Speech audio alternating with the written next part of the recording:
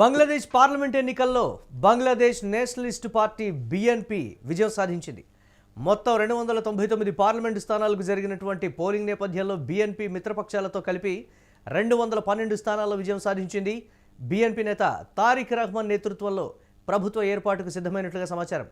70 సీట్లు గెలుచుకున్న జమాత్ ఏ ఇస్లామీ పార్టీకి కూడా దీనికి సంబంధించి సర్వత్రా చర్చనీయాంశమైంది. ప్రభుత్వ ఏర్పాటుకు కావాల్సినటువంటి మెజారిటీ మార్కును బీఎన్పీ దాటింది. తారిక్ రహమాన్ ఢాకాలో 17, బోగ్రా 6 2 స్థానాల్లో కూడా విజయం సాధించారు. అలాగే ఎన్నికలకు కొన్ని రోజుల ముందే రెహమాన్ తల్లి ఖలీదా మరణించినటువంటి పరిస్థితి కూడా ఉంది.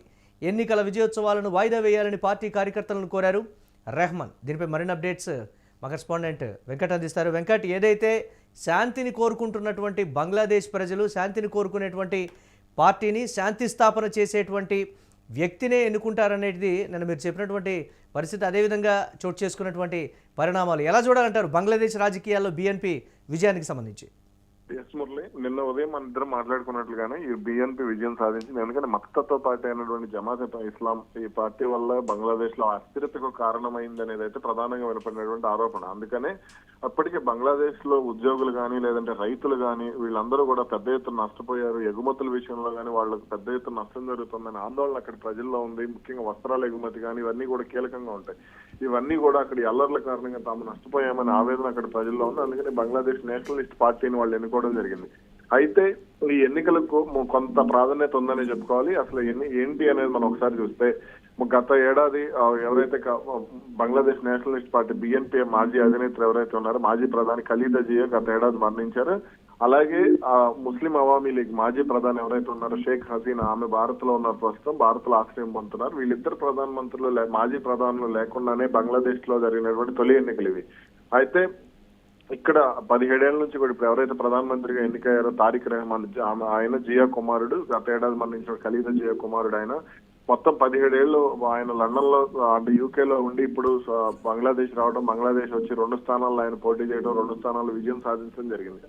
ముఖ్యంగా అంటే ఇక్కడ అవామీ లీగ్ ఉంటే మాత్రం కొంత ఈయనకి ఇబ్బంది ఉండేది. అయితే ప్రభుత్వం అవామీ లీగ్ మీద, మహమ్మద్ యూనస్ నేతృత్వంలోని ప్రభుత్వం ముస్లిం అవామీ లీగ్ మీద నిషేధం విధించడంతో కొంత ఇక్కడ తారిక్ రహమాన్ కి ఎటువంటి ఇబ్బంది లేకుండా పోయిందని చెప్పుకోవాలి. ఇక ఈయనకు కొంత అంటే ఎప్పటి నుంచో తల్లి వారసత్వాన్ని కొనసాగించాలనే కొంత పట్టుదలతో ఉన్నాడు. అందుకని బంగ్లాదేశ్ విషయంలో ఆయన చాలా ఓపిక 17 ఏళ్ల పాటు యూకేలో ఉండి ఎదురు చూశారనేది అక్కడ ప్రధానంగా వినపడినటువంటి కామెంట్. అయితే ఇప్పుడు ఈ ఎన్నికల్లో విజయం సాధించడం అంటే నిన్నటి వరకు జరిగినటువంటి ఎన్నికలకు సంబంధించి దాదాపుగా 300 స్థానాల ఎన్నికలు జరిగితే అందులో దాదాపు జమాతే ఇస్లాం నేతృత్వంలోని ఇస్లామిస్ట్ పార్టీ దాదాపుగా 70 స్థానాలను గెలుచుకుంది. ఇక బీఎన్పీ 212 స్థానాల్లో ఘన విజయం సాధించింది. అంటే ఆ బీఎన్పీ మెజారిటీ స్థానాలు ఏవైతే ఉన్నాయో 150 సీట్లు దాటి ముందుకు వెళ్ళింది. దీంతో ఆ తర్వాత నుంచి కూడా ఇక ఆ పార్టీ శ్రేణులు మొత్తం కూడా సంబరాల్లో మునిగి తేలారు. అయితే ఇక్కడ ఈ పార్టీ విజయం సాధించడం అనేది బంగ్లాదేశ్ రాజకీయ పార్టీలకే కాదు, అదేవిధంగా ఆ పార్టీ భవిష్యత్తు కూడా ఆ దేశ భవిష్యత్తు కూడా అత్యంత కీలకమనే చెప్పుకోవాలి. ఎందుకంటే 2004 ఆగస్టు తర్వాత హసీనా పాలన ముగిసినప్పటి నుంచి కూడా ఆ మహమ్మద్ యూనస్ నోబెల్ శాంతి బహుమతి ఎవరైతే తీసుకున్నారో ఆయన మహమ్మద్ యూనస్ నేతృత్వంలోనే బంగ్లాదేశ్ లో ప్రభుత్వం నడుస్తోంది. కానీ అల్లర్లు మాత్రం కొనసాగుతూనే ఉన్నాయి. హిందువులపై దాడులు, ముఖ్యంగా మైనారిటీలపై జరుగుతున్నటువంటి దాడులు కానీ ఇవన్నీ కూడా కొంత ఇబ్బందికర పరిణామాలు దిశగానే అడుగులు వేస్తున్నాయి అనేది అక్కడ కనపడుతున్నటువంటి పరిస్థితి. దానికి తోడు అక్కడ ఉన్నటువంటి పరిస్థితులు కూడా కొంత అంటే పాకిస్తాన్ మాట కొంతమంది వింటున్నారు, చైనా మాట కొంతమంది వింటున్నారు. ఈ 2 దేశాల మధ్యలో బందీ అయిపోయారు. అలాగే అటు అమెరికా పెత్తనం కొంత కనపడుతోంది. ఈ ఆందోళనలన్నీ ఉన్నటువంటి పరిస్థితుల్లో ఇప్పుడు ఈ పార్టీ బీఎన్పీ విజయం సాధించడం అనేది నిజంగా అక్కడ ఉన్నటువంటి పరిస్థితుల్లో ఉన్నత విద్యావంతుడు విదేశాల్లో ఉండి వచ్చాడు కాబట్టి ప్రపంచ స్థాయి రాజకీయాలు కానీ దేశాన్ని ఏ విధంగా అభివృద్ధి చేయాలనేటువంటి విజన్ కావచ్చు, వారి దేశం మీద మీరు ఇందాక అన్నట్లుగా ఏ దేశాల పెత్తనాలు కానీ లేకపోతే ఆ దేశాన్ని ఏ దేశాలు కంట్రోల్ చేయాలని చూస్తున్నాయని దానికి సంబంధించి కూడా విముక్తి కల్పించి స్వతంత్రంగా అభివృద్ధి చేసేటువంటి పరిస్థితులు బంగ్లాదేశ్లో ప్రస్తుతం ఉన్నాయంటారా? బంగ్లాదేశ్ ఉన్నటువంటి సిచ్యువేషన్కి ఏదో ఒక దేశం మీద ఆధారపడటమా, లేకపోతే ఏదో ఒక దేశం మాట వినటమా, లేకపోతే ఏదో ఒక దేశం ఆర్థికంగా చేయూతనిస్తే తప్ప డెవలప్ కానటువంటి పరిస్థితి ఉంది కదా బంగ్లాదేశ్లో అనేటువంటి పరిస్థితి. ఇప్పుడున్నటువంటి కొత్త ప్రభుత్వం ఎలాంటి చర్యలు తీసుకునేటువంటి ఛాన్సెస్ ఉంది? ఆ స్థాయిలో పరిపాలన ఉంటుందంటారా? ఇక ఇక్కడ మనం ఒక విషయాన్ని గమనించాలి. మీరు ఇప్పుడు పెత్తనం అన్నారు కాబట్టి ఇక్కడ వాళ్ళు ఆమెపై ఎవరైతే షేక్ హసీనా ఇప్పుడు భారత్ లో ఆశ్రయం పొందే మాజీ ప్రధాని ఎవరైతే ఉన్నారో ఆమె ఉన్నప్పుడు ఆమె ప్రధానిగా ఉన్నప్పుడు భారత్ మాట ఎక్కువగా వినేవారు. ప్రధానమంత్రి నరేంద్ర మోడీ మాట ఆమె ఎక్కువగా వినేవారు. వీళ్ళిద్దరు అన్నా చెల్లెలుగా భావించి అక్కడ కొంత హడావుడి కూడా నడుస్తూ ఉండేది. ఇదే బంగ్లాదేశ్ లో చాలా వరకు కూడా అంటే హిందువుల మాట వింటున్నారు అనే ఆగ్రహం అక్కడ ఎక్కువగా ఉండేది. దీంతోనే ఆమెను అధికారం నుంచి దించడం ఇవన్నీ కూడా జమాతే ముస్లిం పార్టీ ఏదో ఇస్లామిస్ట్ పార్టీ ఏదైతే ఉందో వాళ్ళు ఈ రాజకీయం చేశారు. అయితే ఇక్కడ భారత్ తో సన్నిహితంగా ఉన్నప్పుడు బంగ్లాదేశ్ లో పెద్దగా ఎటువంటి ఇబ్బందులు ఉండేవి కాదు. కాకపోతే ఇక్కడ ఏదైతే మైనారిటీలు అంటే తమ దేశంలో మైనారిటీలుగా ఉన్నటువంటి హిందువులే మా దేశాన్ని పరిపాలిస్తున్నారనే భావన వాళ్ళకు ఉండటంతోనే కొంత వాళ్ళు ఇబ్బంది పడ్డారనేది అయితే స్పష్టంగా చెప్పొచ్చు. ఇప్పుడు అదే ఆ దేశాన్ని అక్కడ సాధించింది. ఇప్పుడు మీరు అన్నట్టుగా ఆర్థిక సహాయం అనేది వాళ్ళకి ఖచ్చితంగా కావాలంటే చైనా ఆర్థిక సహాయం చేస్తుందా, ఇటు భారత్ నుంచి సహకారం ఉంటుందా, లేదంటే అక్కడ ఏదైతే పాకిస్తాన్ నుంచి ఎటువంటి సహకారం ఉండదు. పాకిస్తాన్ కారణంగా ఇప్పుడు వాళ్ళు పూర్తిగా నష్టపోయినటువంటి పరిస్థితులు క్రికెట్ పరంగా కూడా మనం చూసుకుంటే.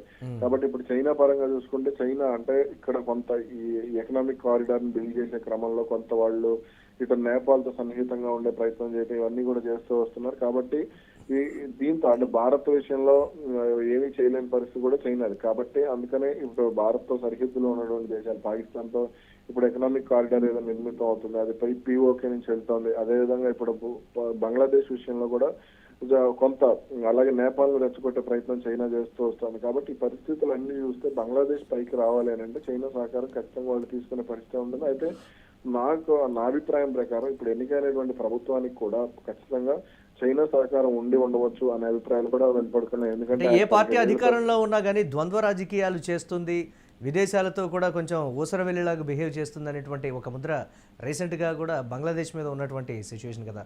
ఉన్నట్టుండి ఈ పరిణామాలని ఈ సిచ్యువేషన్స్ అన్నిటినీ చేంజ్ చేసేటువంటి పరిస్థితి ఉంటుందా అంటే అది క్వశ్చన్ మార్కే కదా. దాన్ని ఎలా చూడాలంటే ఇప్పుడు మొన్నటి వరకు బంగ్లాదేశ్ ఆమె షేక్ హసీనా ఉన్నన్ని రోజులు కూడా భారత్ పెత్తనం నడిచింది అనేది వాళ్ళ కోపం. ఇప్పుడు చైనా పెత్తనం నడుస్తుంది. ఖచ్చితంగా చైనా ఇప్పుడు ఉన్నటువంటి ఎన్నికైనటువంటి ప్రభుత్వానికి కూడా చైనా సహకారం పూర్తి స్థాయిలో ఉంటుంది.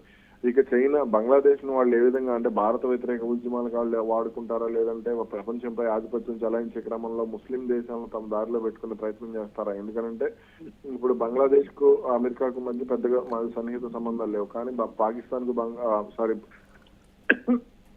బంగ్లాదేశ్ కు అమెరికాకు మధ్య పెద్దగా సన్నిహిత సంబంధాలు లేవు. పాకిస్తాన్ కు అమెరికాకు ఉన్నాయి. అందుకని ఇప్పుడు కొంత ముస్లిం దేశాలకు సంబంధించి అటు ఆఫ్ఘనిస్తాన్ తో కూడా చైనా కొంత స్నేహం చేసే ప్రయత్నం చేస్తోంది. ఇటు పాకిస్తాన్ తో కూడా చైనా కొంత స్నేహం చేసే ప్రయత్నం చేస్తోంది. ఇటు ముస్లిం దేశాలు బంగ్లాదేశ్ తో కూడా ప్రయత్నం చేస్తుంది. కాబట్టి ఇప్పుడు ఇక్కడ చైనా చేస్తున్నటువంటి రాజకీయం ఇక్కడ బంగ్లాదేశ్ లో ఏ ప్రభుత్వం ఉన్నా సరే బొమ్మగానే చెప్పుకోవచ్చు. భవిష్యత్తులో అంటే ఇప్పుడు చైనా అంటే డాలర్ కు వ్యతిరేకంగా వాళ్ళు పనిచేస్తున్నారు. డాలర్ ప్రత్యామ్నాయ కరెన్సీని తీసుకురావాలని చైనా ప్రయత్నిస్తుంది. కాబట్టి ఇప్పుడు కొన్ని ఆసియాలో ఉన్నటువంటి దేశాలన్నింటినీ కూడా కంట్రోల్లో పెట్టుకోవాలనే ప్రయత్నంలోనే చైనా ఉన్నట్టుగా తెలుస్తుంది. అందుకని ఇప్పుడు బంగ్లాదేశ్ ప్రభుత్వం కూడా చైనా మీదనే ఆధారపడే విధంగా వాళ్ళు క్రియేట్ చేయవచ్చు అనే ఒపీనియన్స్ అయితే ఉన్నాయి. Right, thanks for updates Venkat. ఇంకా బంగ్లాదేశ్ పార్లమెంట్ ఎన్నికల్లో బంగ్లాదేశ్ నేషనలిస్ట్ పార్టీ బీఎన్పీ విజయం సాధించింది. మొత్తం 299 పార్లమెంటు స్థానాలకు జరిగినటువంటి పోలింగ్లో బీఎన్పీ మిత్రపక్షాలతో కలిపి 212 స్థానాల్లో విజయం దక్కింది. బీఎన్పీ నేత తారిక్ రహమాన్ నేతృత్వంలో ప్రభుత్వ ఏర్పాటుకు సంబంధించి సిద్ధమైనట్లుగా సమాచారం. 70 సీట్లు జమాతే ఇస్లామీ పార్టీ 70 సీట్లు గెలుచుకుంది. ఇక ప్రభుత్వ ఏర్పాటు కావాల్సినటువంటి మెజారిటీ మార్కుని దాటింది బీఎన్పీ. తారిక్ రహమాన్ ఢాకా 17, బోగ్రా 6 రెండు స్థానాల్లో కూడా విజయం సాధించారు. ఇక ఎన్నికలకు కొన్ని రోజుల ముందే రహమాన్ తల్లి ఖలీదా మరణించడంతో ఎన్నికల విజయోత్సవాలను వాయిదా వేయాలని పార్టీ కార్యకర్తలను కోరారు రహమాన్.